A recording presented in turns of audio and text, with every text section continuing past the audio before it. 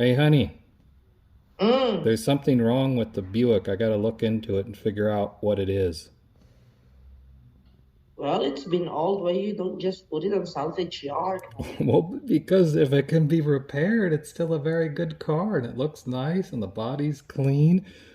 You know, Well, why would I just up to junk it? up to you, honey.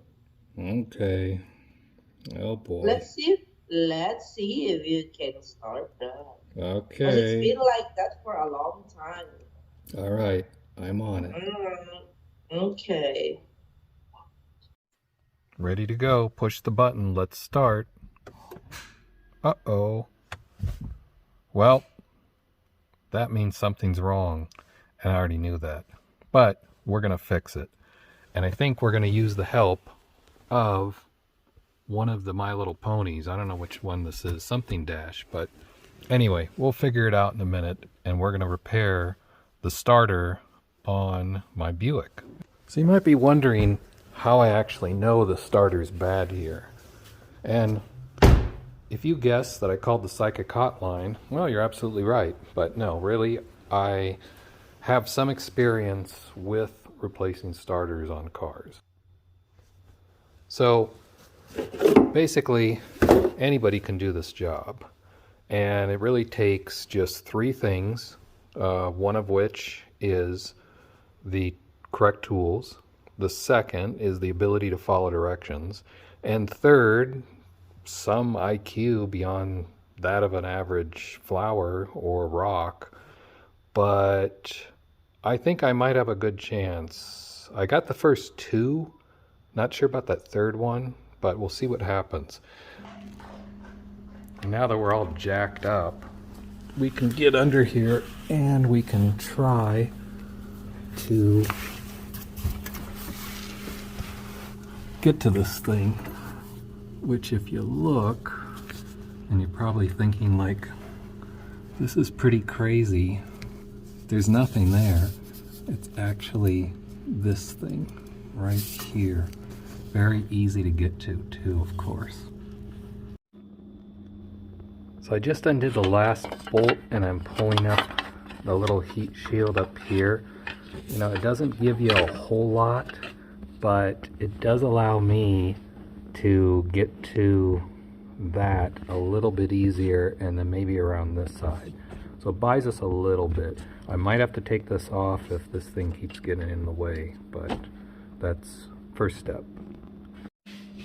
So the heat shield down here, I already loosened the screw, so I can just take it away like this. It's actually a 10 millimeter.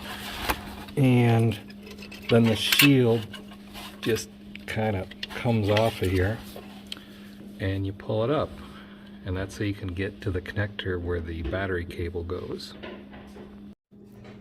Now, what we're gonna have to do is get to that's up underneath there. So with the help of my trusty 15 millimeter socket, a swivel, long extension, 3/8 drive, I was able to loosen the bolts. I got the first one down and now I'm gonna get the second. So now I got my hand up here and I can actually loosen it, but there's still that cable I gotta undo. So I've actually worked this thing down, and to my surprise it clears that connector up there, and then it also exposes the bolt up there, and I loosened from the top and got the nut off of it. So now I should be able to get the cable off. So there, the cable's free. And now I have to get this last little connector here off. And then I can drop this thing down because you see it's loose here. It wants to come out.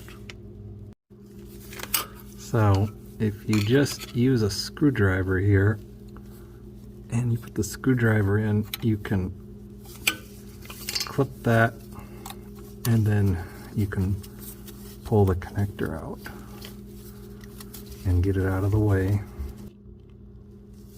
So popping that connector out of the way got it to where I can drop it down, and there you go.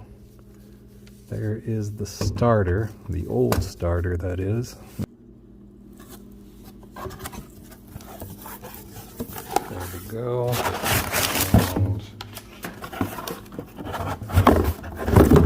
And there is the new starter. See the teeth there that engages the flywheel?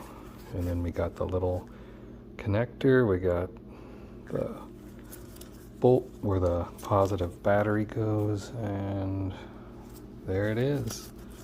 So there's our number here, so let's put it in.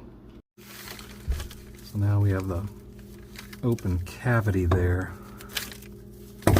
and the installation, strangely enough, will be the reverse of what we just did. Isn't that crazy? So you got to do a little bit of finagling to get it up into position just a little bit, and then we'll put on the connector. So now we just take this connector and snap it in. That feels nice. Then we'll put the cable on. Now the cable, can't really show you how I'm doing it because my hand's in the way. There's the cable on, and we'll start threading the nut, and we'll secure it from above. Okay, so it's secured up there. Now at this point you might be thinking, you know, this guy is a little bit smarter than he looks. Or actually you might be saying he's a lot dumber than he looks, because why would he be doing this? You know, why get under here and struggle trying to do this thing? And the answer is pretty simple. Of course you save money if you do it yourself, but I've always liked mechanical stuff. I've always liked puzzles and challenges, you know? And then when you get stuff done, it's like, wow, I did it. So it's like accomplishment, and it's actually relaxing. Although sometimes when you're working on cars, you know, every curse word in the known universe can come into play, but that's just the way it works. So let's get these bolts in. So now it's hard to see, but I got both bolts in there. I got the top one and the bottom one, and now I'm going to crank it in. Okay, I've got the lower heat shield, the upper heat shield secured, and now we're going to put the battery cable on here and secure it. Now that it's secured, I'm going to hit it with a little bit of this protector, since I have the chance. Then we're going to drop the little battery box protector in place and then give it a try. Yes, my gloves are still dirty. We got to try this. Let's hope that My Little Pony power came through for us. Foot on the brake, finger on the button, ready, set, here goes nothing. Whoa! Wow, just like that. Awesome. Mission complete, huh? Excellent. Okay, I'm gonna turn it off. We're done here for Filipino Wife Diaries. Hey, honey. Uh-huh. I fixed the Buick, so no need for the salvage yard now. Thank you. So, therefore, you save money, huh? Oh yeah, a lot. Well, it's time for you to buy me the shoes that I like in Nordstrom. Ah, The riding shoes. oh boy. Oh boy.